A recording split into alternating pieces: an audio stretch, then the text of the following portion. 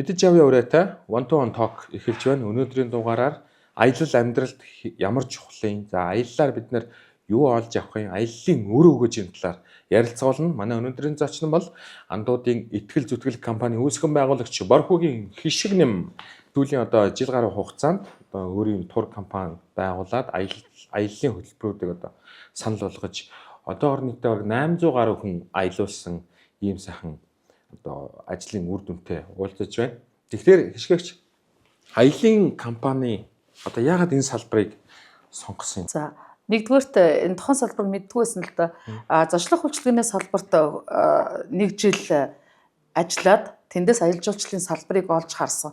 Яг энэ олж харсан цаг хугацаа маань өөрөө би ээжигээ яг алдаад ер нь хүний амьдрал дурсамж гэдэг юм дээр тогтдог юм байна. Тэ? Бид нар болохоор эцэг эхийнхээ амьд байхад нь тодорхой хэмжээгээр мөнгө санхүү эд материалын тусламж өгч байгаагаа нөгөө тухайн хүмүүстэйгээ маш их зүйл өгч ийн гэсэн бодолтойгоор байдаг байсан бол ээж аавыгаа алдснаас хойш хэлсэн ганц хайртай гэдэг үг үлдээсэн ганц хоёрхан дурсамжаар ерөөсөө энэ хүний амьдралын үлдсэн хугацаагаа туулдгийг ойлгосон юм. Тийм учраас яг энэ ажил руу маш зоригтойгоор орсон. Тэсөөр хөндлөнгийн аялал жуулчлалын ямар ч мэдлэг боловсралгүй хүн ийшээгээ зориглоод орсон хамгийн гол нь өөрийнхөө нөгөө хүсэл сонирхолдоо нийцүүлж дээрэс нь маш олон хүнд харамсах зүйлгүй дурсамж бүтээгт нь хувь нэмрээ оруулахын тулд би энэ салбарыг сонгосон. Ер нь хайртай дотны хүмүүстэйгээ аялах гэдэг чинь дараа нь хэдэн жилийн дараа бодсон ч гэсэн ерөөсө дурсамжаас харилдаггүй бэж лээдэг. Тэрийн үеэ ингээл аялж байсан үеэ бодохоор л айгүй гой санагдаад л байт юм л да. Яг тухайн үед очиж байгаа юм шиг нөгөө сэтгэл хөдлөл мэдрэмж хүнд байнга үүсч идэг байхгүй юу?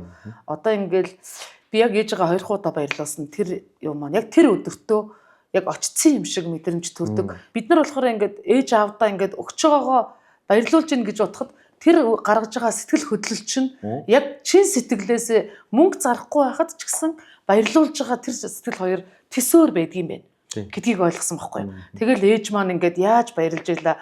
Андын итгэл зүтгэл компани хизээ байгуулагдсан бэ? 2023 оны 5 сарын 31-нд байгуулагдсан. Ер нь бол яг 2022 оны 9 сард би яг энэ ажлыг хийн гэдэг нөгөө зорилгоо тавиад за тэгээ мэдээж бид нар ингээд нэг тур оператор гэдэг учраас гадна талдаа бид нар хамтрагчтай байх хэрэгтэй гэд 9 сараас эхлээд 2023 оны 2 сар хүртэл эрэл хайгуул хийсэн. Тэгээд Хохотын Бадарчин гэдэг олон улсын компани найз нөхдийнхээ тусламжтайгаар олоод яг 23 оны 2 сард бид нар анхныхаа уулзалтуудаа хийж байсан. Байгуулагдсан цагаас хойш хичнээн аялал зохион байгуулж хичнээн хүн үйлчилгээ үзүүлсэн бэ. Хүмүүсийн сэтгэл ханамж нь хэрэг. Бид нар аяллаа бүтээгдэхүүн маань өөрөө сэтгэл ханамж борлуулдаг баг байхгүй юу? Тэгэхээр яг манахаас 100% зохион байгуулж байсан аялал дээрээ би за энэ аялал нэг жоохон онцгүй болчуудаа хүмүүс маань сэтгэл дундуур гэж хэлэхээр үйлчлэгийг яг үнэндээ үзүүлж үзээгүй. Бүр энэ дээр маш ихтгэлтэй хэлж чадна. Яг тэгэхээр аялал болгоны төгсгөлд бид нар хүмүүсээсээ энэ тухайн аяллахаа алтаа оног бичгээр болон сэтгэлийн дандаа сонсч идэг. Андууд Travel танай аяллаа хамгийн онцгой бусад компаниудаас ялгарх онцлог нь юу? Бид нар яг жил 4 сарын хугацаанд үйл ажиллагаа явуулахад эхний 1 жил бол ерөөсөө бид нар бүх аяллыг 100% өөрсдөө зохион байгуулсан. За одоо бол жоохон салгаж байгаа л да. Гэхдээ ер нь айл болох байгууллага хамт олноороо орж ирж байгаа тохиолдолд бид нар Хятад болон Орос цаашлаад 10 сараас эхлээд зүүн өмнөд Азийн аяллуудаа бид нар 100% өөрсдөө зохион байгуулдаг гэдгээрээ Монголд үйл ажиллагаа явуулж байгаа 770 тур оператороос ялгагдж байгаа гэж болно. Аяллаа компани удирдах байгаагийн хувьд гэх юм бол манайд чинь нэг нөөт гэдэг юм уу нэмэгдгийн албартар гэдэг нэг юм байдаг шүү дээ. Тийм. Нэг би чинь 3 сая төгрөгийн аялал авлаа гэхэд яах юм нөөт нэмэгдээ 3 сая 300 мянга болох юм. За энэ болохоор яг нэг аялал жуулчлалын салбар чинь 23-оос 25 онд Монгол зочлох жил болсонтой холбоотойгоор нэг төр засгаас үзүүлж байгаа хөнгөлтүүд байгаа. Энэ дээр нөөтийн юунаас хөнгөлөгдсөн байгаа юм. 26 оны 1 сарын 1 хүртэл. Тийм учраас бид нар одоогоор болохоор яг зарлагдж байгаа аяллаа үнэндээ бид нар байгууллага болон хувь хүндээ нөөтөө олгож чадж байгаа. 26 оны 1 сарын 1-ээс эхлээд хэрвээ та аялалдаа нөт авахыг хүсвэл мэдээж нөтийн 10% нэмэгдэнэ л гэсэн үг. Бид нарт тийм бэрхшээлээд тий. Би одоо жишээ нь хүүхдээ 10 жилийн сурагч хүүхдээ гадагшаага аялуулах гээд байгаа байхгүй юу. Тэгэл тэгчил заавал эцэгхийн хараа хяналттай байх хэрэгтэй гэдэг юм. Энэ дээр аяллаа компаниуд одоо танай компани ямар давуу тал боломжийг олгодог юм. Манайх ер нь бол би үндсэн багшийн мэргэжилтэй хүн учраас хүүхдтэй ажиллах маш дуртай. Манайх зориглоод Хөхөт Даатун буюу Даатун хотын аялал дээр хүүхдийн аяллыг асар хамгаалагчгүйгээр манайхаас өөрөөсөө 10-аас 15 хүүхэд томд нэг одоо багш гэсэн үг шүү дээ. Асар хамгаалагчтайгаар бид нар гаргаад энэ аялал маань 4 удаа маш амжилттай болсон. Бүр санаанд оромгүй бага насны хүүхдүүдийн эцэгчүүд маань явуулсан. Эхний аяллаасаа бид нар апдейт хийгээд ерөнхийдөө бол 10-аас 17 насны хүүхдүүд хамгийн тохиромжтой байна гэж үзээд одоо яг сүүлийн аяллууд дээр дандаа тийм насны хүүхд авч байгаа. Энд болохоор одоо өнөөдөр бизнес эрхэлж байгаа юм уу эсвэл төрийн албанд ажиллаж байгаа эцэг эхчүүд маань тэр болгон хүүхдээ аваад аялуулах боломжгүй тохиолдолд бид нар хүүхдүүдэд нь одоо бид нар нэг пианерын суслан шиг гэсэн үг байхгүй юу? Гадагшаал явж байгаа болохоос ш нэгдсэн журмаар итгэмжлэл хийлгээд бид нар хүүхдүүдийг аваад аял. Мэдээж энэ маань маш өндөр хариуцлагатай байх ёстой. Тэрийг бол бид нар тэгэл хичээгээл ажиллаж байгаа. Одоо ч зөвхөн Даатун хот гэхгүй энэ хичээлийн жилээс эхлээд бид нар Гонконг дагнсан хүүхдийн аялал гаргах гэж байна. Шанхайд дагнсан хүүхдийн аялал гаргах гэж байна. Бээжинд бас дагнсан хүүхдийн аялал гаргах гэж байна. Би олон жилийн өмнө нэг аялахад 40 хүний групптэй аялж байхгүй юу? Тэн дотор нэг хөтөж байгаа гайд гэж хэлдэг. Тухайн хөтөч нь одоо энэ тэнд явахаар ингээл танилцуулаад түүхийн яриад одоо газрын онцлогийг яриад байгаа. Сонсогдохгүй ч гэдэг юм. Тэр олон хүн чинь ингээд бүчээд явахаар сонсогдохгүй нөгөө хүртээмж нь надад хөтөчийн хүртээмж бол муу байсан байхгүй. Тэгэхээр одоо ийм аялал дээр чинь тийм стандарт байдаг юм уу? Ер нь хэдэн хүн тутамд нэг хөтөж байх ёстой ч гэдэг юм уу? Нэг тийм стандарт заалт энэ төр байдаг уу? Манайх бас нэг бусад туураас ялгагдах нэг онцлог нь болохоор гайд гэдэг маань тусдаа. Одоо гайд буюу одоо хөтөч гэдэг чинь нэг өөр үйлчлэг байхгүй юу? Бид нар энэ дээр заавал нэмээд нэг одоо жишээ нь 40 хүн дээр нэг гайд хүрэхгүйсэн гэж шүү дээ. Бид нар энэ дээр аяллаа ахлах гэдэг орон тоог яг үнэндээ манайх бол баг цааш нэр гаргаж ирж байгаа. Аяллаа ахлах гэдэг үг нь өөрөө бол угаас яг үндсэн үүрэг нь бол аялал зохицуулагч байхгүй юу? Тэнд гарсан аливаа асуудлыг манайх ер нь дотоод аялал дээр ч гэсэн одоо ингээд гаднаас жуулчд ирнэ шүү дээ. Тэгэхэд бид нар мэдээж мэргэжлийн гайд явж байгаа юм. Давхар бас аялал зохицуулагч явж байгаа. Одоо аяллаа ахлах явж байгаа. Яагаад тэгэхээр одоо тухайн гайд маань одоо тэнд ирсэн одоо нэг 20-25 жуулчдаа одоо үйлчлэгээ үзүүлж явах ёстой байтал кемп дээр асуудал гарвал яах вэ? Одоо тээвэр дээр асуудал гарвал яах вэ? Одоо тэгжээтэл нэг байгалийн нөхцөл байдлаас болоод одоо аялалд өөрчлөлт орвол яах вэ гэд ард нь маш их зохицуулах ажил байж байгаа учраас тэрэн дээр бид нар бас тэр аялал дээр хүртэл давхар ингээд аяллаа ахлах гэж гаргадаг. Нэг юм байдаг л да. Би хөтөлбөртэй аялал дурггүй. Яагаад гэх юм бол ингээл нэг 30-40 хүн нэг баг болоод нэг автобусан суугаал ингээл нэг цэгээс нөгөө цэг рүү явдаг. Тэгээд ингээд нөгөө хүмүүс цуглахгүй алга болчих.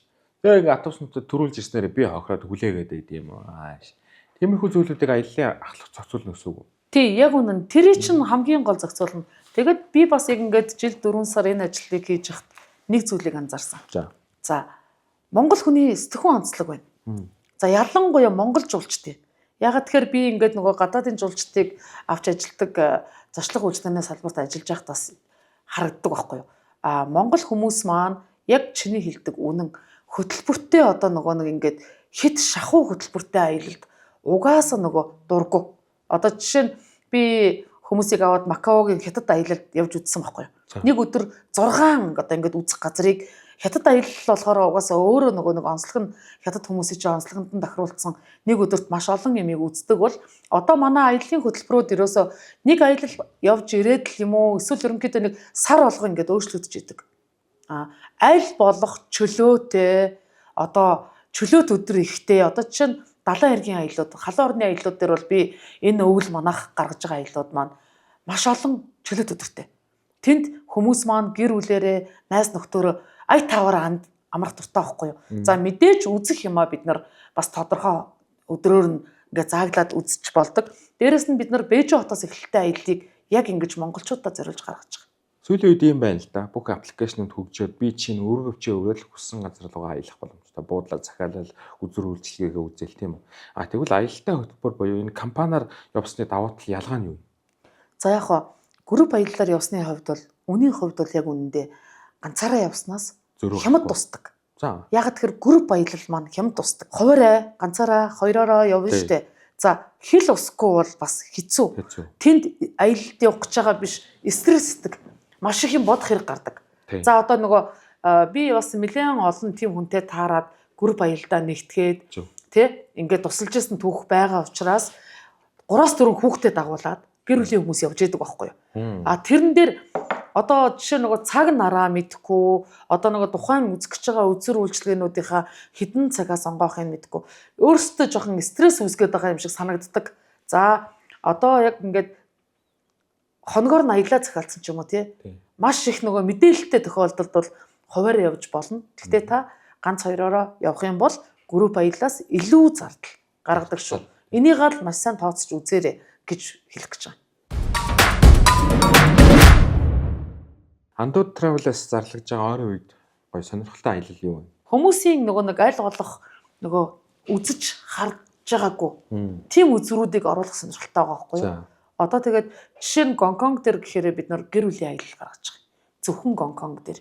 Тэр маань болохоор 4 өдөр 3 шөнийн аялал ч юм уу тийм үү. Гэхдээ нөгөө нэг байдгал нэг Disneyland, байдгал нэг шопинг биш. Тэнд бид нар хүмүүсийн орж за яг мэдээж орж үтсэн хүн зөндөө байгаа л да. Гэхдээ дийлэнх аяллаа компаниудын нөгөө хөтөлбөрт байдгүй. Тийм гоё одоо усан парк тий. Одоо Гонконгоос гадна талд нь үзэж харж болох маш гоё юмнууд. Гуанжуу гэхэд одоо нэг тийм юу нөгөө нэг тэнгэрийн хаалга, юун жанжаажээ гэмээр тийм гоё нөгөө юу байгаа байхгүй. Шилэнгүүр. Тэр нь хөлгүй гэх юм уу. Одоо юу гэх юмдээ ингээд хавцлын голд байрлагдсан тэр шилэнгүүр маань өөрөө ингээд мэдээж ингээд нэг хэсэгхэн хөлтөө мөртлөө нэг тойрог нь ингээд хөлгүй байгаа байхгүй доошоо хавцалт байгаа мөртлөө. Ингээд нөгөө монголчуудынхаа үзэж хараагүй тийм гоё газруудыг бас таньж нээж гэж үзүүлэх гэж. Гонжуг гэхэр л хүмүүс чинь нэг бизнес аялал санаанд нь ордог бол эсэргээрээ ягд гонжууд бид нар бас маш гоё усан паркт нэг өдөр тоглож болохгүй гэж. Ягд бид нар гонжугийн маш гоё цэцэрлэгт хүрээлэнг үзэж болохгүй гэж. Тэнд бид нар ягд бадам лянхаа гэдэг цэцгийг харж болохгүй гэж. Тийм үстэй. Тэгээд ер нь бол яг нэг тийм зорилготой. Энэ 3 хотыг холбосон аялал гаргана. Ягаад тэгэхээр Гуанжууд очсон юм чинь хажууд нь байгаа Гонконг ч юм уу Макао энэ 3-ыг ингээд нийлүүлж нэг гаргана. Гонконг Макаог нэг гаргана. Ягаад бид нар Гонконг Макао хоёрынхоо голд усан завин дээгүүр аялж болохгүй гэж. Би өөрөө монгол хүн учраас монголчуудад тохирсон аялал гаргана. Тухайн газрын хамтарч ажиллая гэсэн компаниуд маш их байдаг. Тэр газрууд хизээч монгол хүний сэтгхүүн онцлог тохирсон аялал санал болгодгүй байхгүй. Энэ жил болохоор 2 янзаар ажиллана. Ягаад тэгэхээр за мэдээж анх удаага явж байгаа бизнесээ эхлүүлэх гэж байгаа боломж хайж байгаа хүмүүстэй яг өнгөрсөн жилтэйгээ адилхан маш боломжийн хамгийн хямд буудал гэхдээ мэдээж тогтоод ухтай боломж нь байвал өглөөний цайтай. За одоо бол бас нодлонг бодвол би бас өөрөө мэдж байгаа учраас кантон дээр аль болох ойрхон байвал хүмүүс маань ядардгүй юм байна. Кантон дээр бүтэн өдөр явна гэдэг маань маш их нөгөө нэг хүмүүсээ ядраадаг учраас гараад болол орчдөг тийм газар олохыг хичээж байна. За хоёрдугаар VIP аялал гаргана.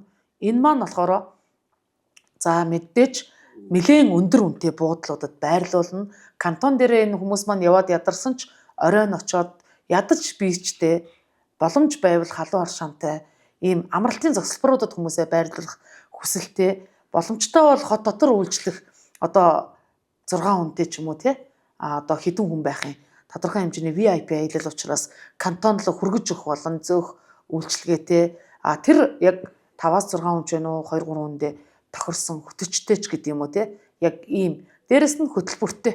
Би нэг урагшаа явж байсан чинь нэг залуу тгсэн байхгүй.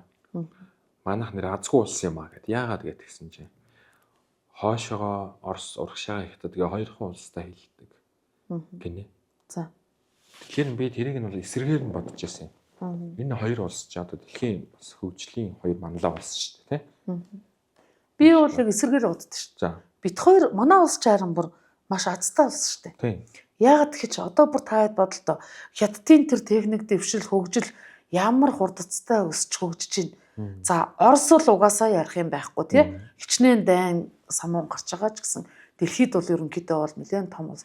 Бид нар ийм маш том хоёр зах зээлийн голд байна. Одоо бид нар өөрсдөө л боломж болцоо нь байдгийм бол үйлдвэрлэл үйлчилгээний салбар, үйлчилгээний бүх салбаруудад маш их боломж байгаа байхгүй. Одоо кантон дээр ингээл харж байхад та нар ингээл харал та.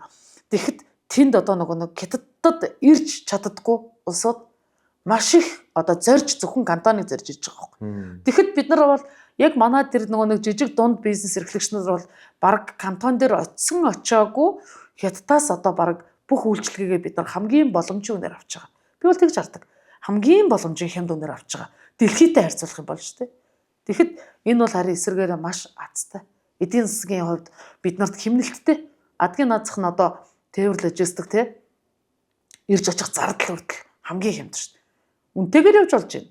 Хямдаар явж болж байна. Одоо бүр хамгийн хямдханаар явхад л хаа хол одоо Гонжу чинь одоо хятадын өмнөд бүр одоо олон улсын нөгөө худалдааных нь хот байхад бид нар тийш нэг талдаа сая гаруйхан төгрөгөөр очих боломж нь бэ. Гэхдээ тэрнээс ч хямдар очих боломж байгаа.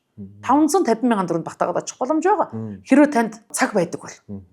Тий. Тэгэхээр азтай.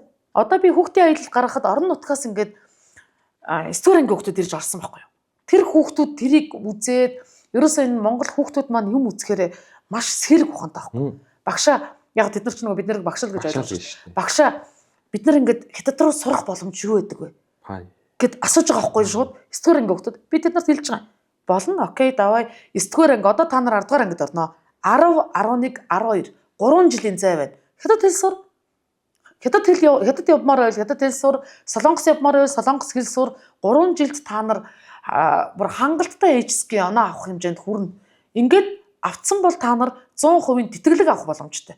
Ингээд бид нар чинь бас энэ дээр ингээд нөгөө хүмүүстэй нөгөө юм үзэж нүд тайл гэдэг чинь ингээд эргээд хүүхдүүдтэй хүртэл танин мэдхгүй маш их боломж олгож байгаа байхгүй. Баярлаа. 1000 сонсохоор нэг үзэгдэг тий. Үрвч аваач хамаагүй гар нэр шүү. Баярлаа. За баярлаа.